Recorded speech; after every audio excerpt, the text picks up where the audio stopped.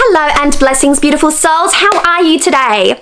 So I am going to be doing another booktube video, and in this video I want to share with you my thoughts on reading slumps, a book that pulled me out of my 6-year reading slump, a book that is currently rocking my world, and my TBR. So this is going to be a bit of a longer style video, and for that I do apologize, but if you are keen to learn more about my reading style, the types of books that I'm currently tackling, some books that I have some early thoughts on, the books that I'm planning on reading, and that one book that pulled me out of my 6-year reading slump, then keep on watching. Without further ado, let's just get stuck into the video. So I'm going to start off this video with the book that pulled me out of my 6-year reading slump, the one that I was embarrassed, if you will, to even talk about. I know, it's a weird thing, but it is so left of field for me as a genre. It's a genre that I've never been called to explore. It's a genre that I've always perceived as being one thing, and in fact it's quite the other, and it's far more robust than I myself knew. It is a genre that took me by surprise, and basically I just sat with that for a little bit, and I thought, no, this would be really good to talk about, because quite frankly, it really helped me. It helped me pull me out of a 6-year reading slump. Now, the last video I did about BookTube, I was talking about how I was about to enter BookTube, how I was excited about it, and how I was struggling with having a reading brain that is broken. Well, upon further perusing, and to be perfectly honest, I didn't have to go far, I discovered this thing called a reading slump. And I sat with that. I sat with that for a long time. I tried to determine how long it was that I had been in said reading slump, and the calendar ticked back some 6 years to the last time that I can remember sitting there with a book and really enjoying being a reader, really enjoying the world of books, really enjoying the story that I was reading, and feeling very immersed in that story. So that was a long time ago. So I decided to be quite proactive about how I approached my reading slump, and I perused the internet for a little bit. I looked at BookTube, I read some blogs, I did research, and I came up with a little idea to explore genres of books that I enjoyed in movie format. And so I thought about this. It didn't take very long. I really like romantic comedies. I really like, fantasy. I like science fiction. I like a bunch of different genres. I don't like thrillers, I don't like dramas, and I don't like horror. And so I like mysteries, I like all sorts of things, and I tend to stay right away from biographies, as they tend to be tragic tales, and I'm not into tragedy, put it that way. And so I thought about this long and hard. I wanted something that was easy breezy. I love fantasy. I cut my teeth on fantasy. My father had a huge fantasy library and a science fiction library as well. And I started my reading journey on some of those books. And so I thought, maybe I could go back there and have a read. And then I thought, no, that genre was really high fantasy, and high fantasy demands a great deal of attention. And sometimes there is, just an enormous amount of information to take in, big info dumps within the books, and the worlds are incredible, but they're very detailed, and I couldn't see myself really easing into that one. I needed something that was much more light and airy, and so I thought about romantic comedies. They're things that I like to watch. They're things that I like to watch with my sisters, with my girlfriends. They're things that make me giggle. They're things that are easy sorts of watches. You don't have to think too hard about them. You always seem to have a good time with a romantic comedy, and I thought, okay, let me see if I can try and find myself a romantic comedy.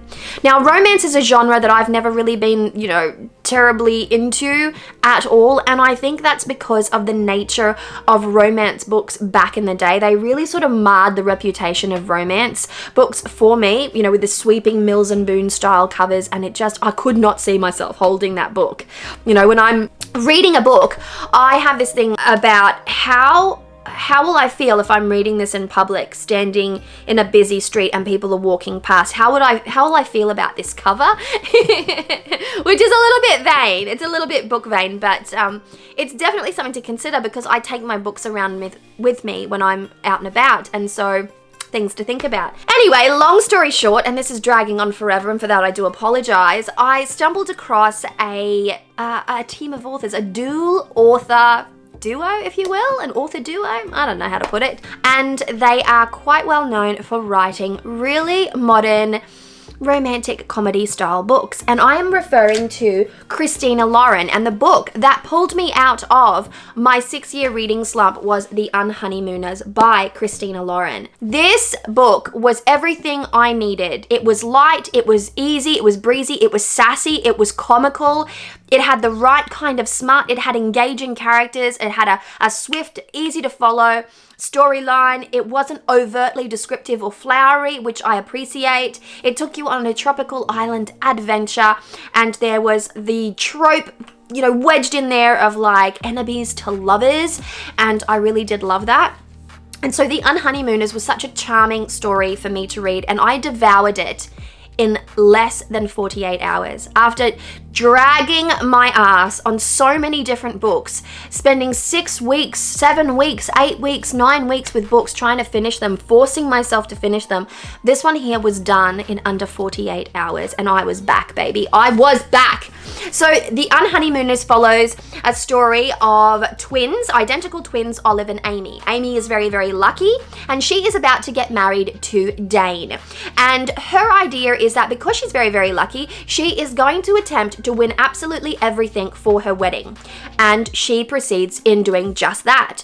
Now, Olive, who is the protagonist of this story, is Amy's maid of honor and is just there as a passerby almost.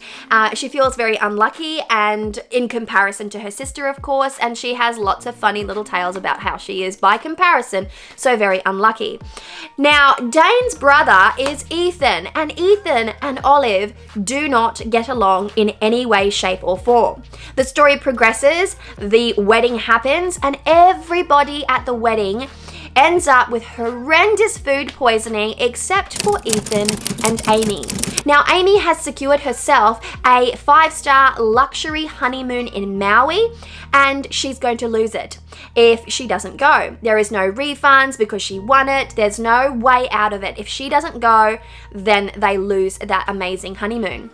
So Amy, being down with this horrendous food poisoning, encourages her sister Olive to go on that honeymoon, and Ethan ends up accompanying her to that honeymoon almost under duress.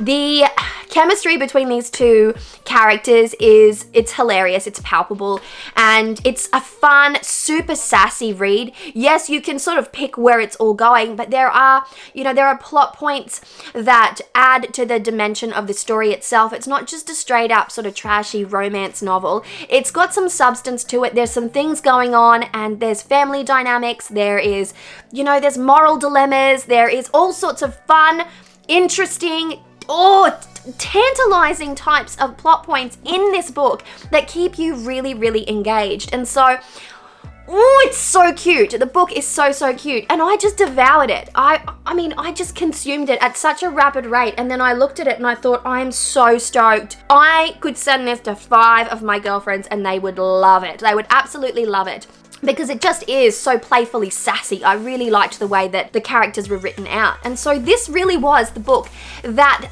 literally yanked me out of that 6-year reading slump, and I was almost too embarrassed to talk about it because it was a romantic comedy. And then I, gave myself a stern talking to and thought, well, why not? Because this book was fun, and if you're in any position that you're a bit bored at the moment with whatever genre of book you're reading, you're finding it really hard to get into books, like, try this. If romantic comedies are at all your thing, that being said, then definitely try this. They are really well known for what they do. They have some other really interesting books out as well in the same genre of romantic comedy. I know that Christina Lauren are responsible for the Beautiful Bastard series, which I'm not yet called to explore, despite the fact that I got into Suits for a while there. So I'm going to move on from this now to the next book that I am reading right now, that I am devouring, that I am loving, and you guys are going to probably really, really like this one. Alrighty, so the next book that I want to share with you is one that I'm reading currently, like right now. I'm devouring it. In fact, I would probably say that I would much prefer to be finishing off the 100 pages that I have left than making this video, but I'm making this video instead. The book that I'm referring to is Serpent and Dove by Shelby Mahurin. Now, this book is supposed to be a young adult book, a young adult novel, and I was shocked. I was absolutely flabbergasted, in fact, to find out that this was, in fact, a young adult novel. This does not feel like a YA, and I haven't read YA for a little while, but YA definitely didn't have the intensity of themes that are coursing. Like, this book is riddled with themes of abandonment, of persecution, and, you know, other really intense and heavy themes. And so I was a bit surprised that this was YA. Nevertheless, this is a fascinating story that follows a young witch who is hiding. She's hiding from someone. Her name is Lou, and she is Dame Blanche, a white lady.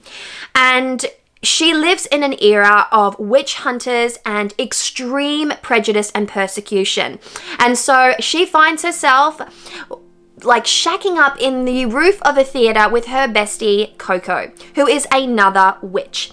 And they are just trying to escape their persecutors. They are being chased by someone. Specifically, Lou is being chased by someone, and she is terrified.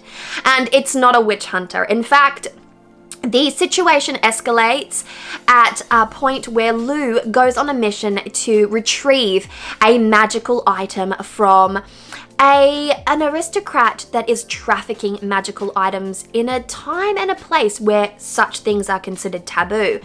And their paths cross, and she ends up involuntarily shackled up with a witch hunter. Not just any witch hunter, but Reed, captain of the witch hunters and protege to the archbishop, who is legendary as a witch hunter. And so the story follows these two characters who are forced together in holy matrimony and forced to live under the same roof and get to know each other. Lou is incredibly scrappy. She's vulgar.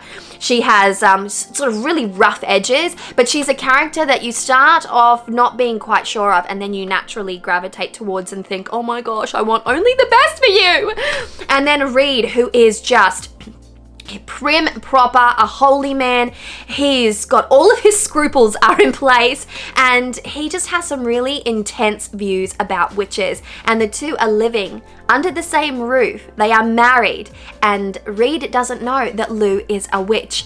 And that's where the story gets extraordinarily interesting, because eventually Lou's past starts to catch up to her. This is a epic story. Alora made me get this book. She's like, you need to get this book. It's incredible. And I thought to myself, do I though? Do I? And I'm so glad that I did. It had been sitting here for a little while. I read a couple of pages to the Magical Library, which is my Patreon book club, and I found myself really interested early on in the story. I did find that the story was a bit slow to start off with, but I managed to retain focus, which is very unlike me, especially coming out of a 6-year reading slump. I didn't know how I was going to go with something like this, and I'm there. Hang on. I've pushed my bookmark all the way in. I've got that much to go. That's about 100 pages to go, and I am itching to get it knocked over because we are at a cliffhanger, folks. Oh my god, it's so tasty! It is so tasty. There is a romance, of course. There's enemies to lover trope in here as well. Apparently that's my jam at the moment, and it's just, it's a tasty, tasty read. Now, there's been mixed reviews of this book, I have discovered. But like I said, if you are a witch, you will really like this story. You'll get into it. You'll be able to follow the storylines early on. Your imagination will go wild with the magic system here. And it's just an all-around really fun, tantalizing, kind of intense read. And I'm excited. I haven't read anything like this before because it's got a thrill. No, I was going to say it's got a slight horror element to it, but it's not really. It's hard to explain, but I felt it there. Like, that's my threshold, put it that way. That would be my threshold. So that is Serpent and Dove by Shelby Mahurin, and it's relatively new. It's highly recommended if you are really into that witchcraft genre of fantasy books. Is that a thing? Is that even a thing? Who knows? All right, well, that's it. Serpent and Dove. Okay, so the next book that I'm going to be showing you is one that I am specifically reading for the Magical Library, which is my Patreon book club, and we are in the middle of a Sabbath theme, and so I have chosen Honoring Your Ancestors, A Guide to Ancestral Veneration by Mallorie Vaudoise. Mallorie is a spiritualist, folk Catholic practitioner and witch of Italian descent based in New York City. She's also an Orisha priestess, and that is the part about this author that I gravitated to the most, because I knew that I wasn't going to get that typical sort of neo-pagan European kind of view on ancestors, although there was a little mention of that throughout. She gives you a very broad idea of what an ancestor is and then refines that into immediate ancestors and ways of looking at, you know, influential forces in your life as greater ancestors. And it's really, really well written. It's very succinct. It's very simple. There is no grandiose kind of intro to the author. This is who I am, this is what I do, this is what I'm passionate about, now let's get to the story, which I really appreciate as well. Ego is not very present in here, and I thoroughly felt that. And I also thought that she gives such good information. So if you've never read anything about ancestral honoring, or if you're interested in the subject of honoring your ancestors, this would be the place to start, because it has everything under the one roof, if you will. Everything in one book. And it's a very slender book. I'm taking my time getting through it. However, I am excited to still be reading it because I am so pleasantly surprised.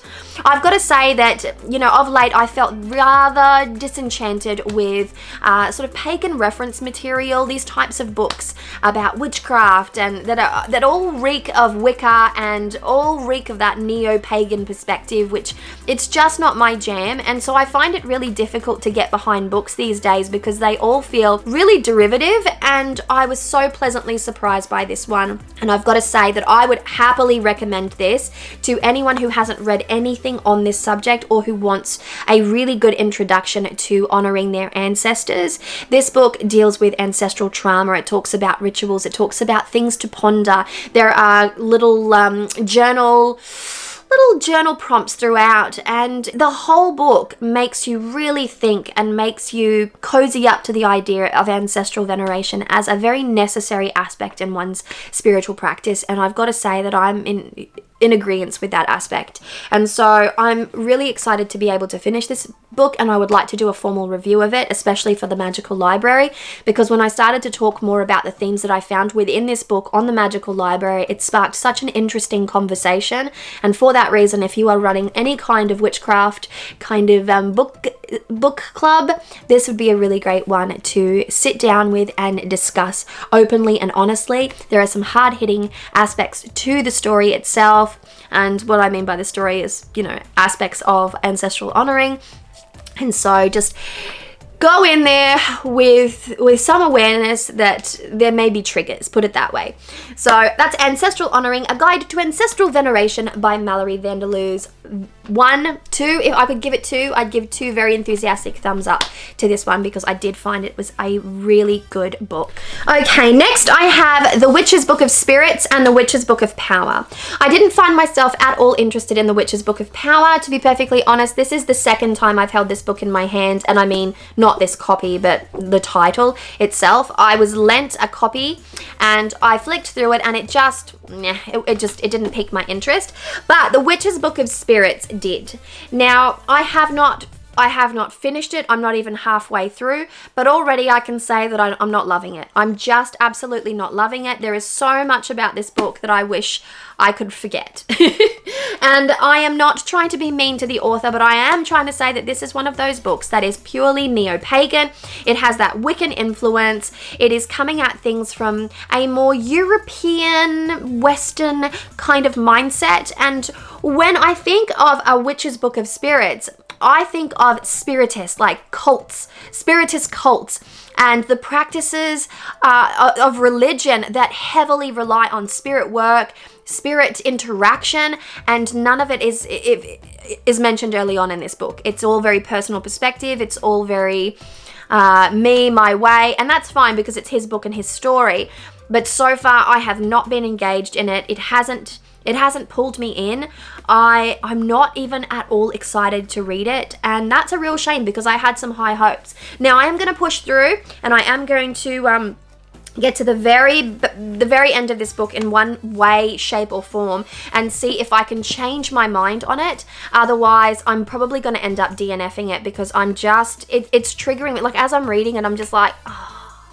You know, when you're like, this is silly. Like, this is just ridiculous. Like, it's ridiculous. I can't quite tell you exactly what parts are ridiculous, but I just feel like this book is not doing the subject of spirit very much justice at all. However, I know that it is a very well-loved book. Lots of people have great things to say about it, but I'm coming at this book from a spiritist background, and therefore I'm not impressed with it in the slightest, and I just have to be brutally honest. Having said that, there is every chance that I may change my mind, and if I do, I will happily come back here and say, well, I had a negative perception of this book and I've been pleasantly surprised. But if that doesn't happen, then get ready for a DNF declaration. Okay, so the next 3 books that I'm going to show you is on my TBR. These are my immediate TBRs. So I've come back with another romantic comedy from Christina Lauren because I enjoyed their first romantic comedy, The Unhoneymooners, so much that I thought that I would give Josh and Hazel's Guide to Not Dating a go. So this is a much smaller book. I'll be able to whip through that probably in damn near a day, really, and see how I go with it. But it's supposed to be really cute. It's supposed to be really sassy. It's supposed to be really fun. And if it's anything like The Unhoneymooners, I'm really excited to read it. And I thought that I would use it as a palette cleanser because I have a decision to make, and you'll see soon what that decision is, and I just feel like this is going to end up being a bit of a palette cleanser. Another book that I am in the process of deciding whether or not I'm going to read next, because I am reading Serpent and Dove at the moment. I'm feeling very called to reading Josh and Hazel's Guide to Not Dating, but I feel that if I do that, then it might be really hard for me to get into the next book, which is Tomi Adeyemi's Children of Blood and Bone. This is a YA novel. I didn't realize it was a YA novel when I ordered it. They told me on the phone, but Alora made me get this one. She recommended it to me months ago, and I'm just like, yeah. And then I decided, no, I'm going to go for it because I do believe, and I don't know what it's about at all, to be perfectly honest, but I do believe somebody said that it was a story of the Orisha children. Young Orisha. I'm not sure how true that is, and as such, I'm just going to come in there with an open mind. I'm going to get in there with an open mind, I should say. But Alora and I are going to probably end up buddy reading this one, and I need to determine now if I am going to read Josh and Hazel's Guide to Not Dating in between Serpent and Dove and this one here. I don't know how I'm going to go. It's going to sort of like pull me in so many different directions. I don't know how I feel about it. Give me your highest recommendation. Should I finish Serpent and Dove and go to Josh and Hazel's Guide to Not Dating, or should I jump straight into Children of Blood and Bone? Having said that, I'm waiting for Alora to pick up her copy of Children of Blood and Bone, and I did find out that there is a second book to this, so it's I don't know if it's going to be a trilogy, a quadrilogy, a duology. I just know that there's a second book coming out this month, or maybe December, I'm not sure. But that is happening, so here's hoping it's a good book. The last book that I'm going to show you is a bit of a, like, I don't know why. Okay, so I was shopping for books at Big W with my children. If you're from Australia, you know what Big W is. And I was looking for children's books, and I happened upon this one here, which is book 4 of the Red Queen series by Victoria Aveyard. Now, I have read all the others. Why I've read all the others, I don't know, but I somehow, somewhere in my past got invested in the story, and I feel like it was a long time ago. Like, I can absolutely feel myself having held one of these books a really long time ago. Nevertheless, this is the last book in the series, and it's called Warstorm, and I kind of picked it up on a whim thinking, well, I really enjoyed the previous books in a way. They didn't blow my mind, but I did find them quite entertaining, and I don't even remember the story. It's been that long. I kind of remember fragments of the story, but I know if I start reading this, it's all going to come, you know, back to me, because while it has been a while, I tend to really remember characters in books even better than I remember characters in movies, because I've spent a lot of time in the past with them. When you think about it, a movie you'll watch anywhere between 1.5 hours to 3 hours, but a book you could sit there for a week and spend a week interested and invested into the characters. And so I'm deciding to give this one a red hot go. I'm not sure how I'm going to go with it, and I'm not in a super hurry to read it either, but I do feel like I want to complete the series because I've already read the 3 before, and I figure, well, you know, may as well just sort of like complete the series. I feel like I've got a responsibility. And I'm also very nervous because being that it is the last book, I've got high hopes for it. As higher hopes as I can for a book that I don't absolutely love, nor do I remember all that much. But do you know what I mean? Like, if I'm going to spend time with a book, I want it to wow me. Every book that I read, I want it to wow me. And if this one doesn't wow me, then I'm going to be pretty disappointed with the rest of the series. So there is every chance that this book may even redeem the series a bit more in my eye, but we will see. I don't have high hopes, but I do think that I'm going to read it to finish the series once and for all. And so that is Warstorm Victoria Aveyard, Rise with the Dawn, it says. So folks, that was a look at the book that pulled me out of the 6-year reading slump. The one that I'm reading that is rocking my world right now. 2 books that I found really disappointing. One book that was a witchcraft reference book that I just absolutely am pleasantly surprised with, in contrast to Devin Hunter's books, and my TBR. It's a very small, short TBR because I'm easing myself into it, but I am holding out hopes for really re-engaging in literature the way that I used to, and being able to branch out into different titles and just really finally be back into that place where I am thoroughly enjoying books. And so if you wanted any kind of information on any of the books that I've mentioned in this video, then by all means comment below. I will try and leave the titles of each of the books in the description box of this video. Otherwise, tell me, what are you reading at the moment? What are you about to read for November? We are in November now, and so what are you planning on digesting, and what is on your radar? And do you have any really good tips on some books that are coming out for the holiday period? And last, but by no means least, what is going to be your first New Year read? So the idea, the concept of the first New Year read, planning out that first book for 2020 hit me like a ton of bricks, and I felt very into it because I feel that same kind of, you know, excitement towards what will my journal be for next year. And so with that in mind, I'm thinking about that, and now I'm thinking about what book am I going to start the new year with, and I'm pretty damn excited to make those decisions, and I'd love to hear what you have planned for that aspect of your reading schedule, your reading life. Oh, so exciting to be talking about books again. I'm so excited. Thank you so much for hanging out with me for this epic long video.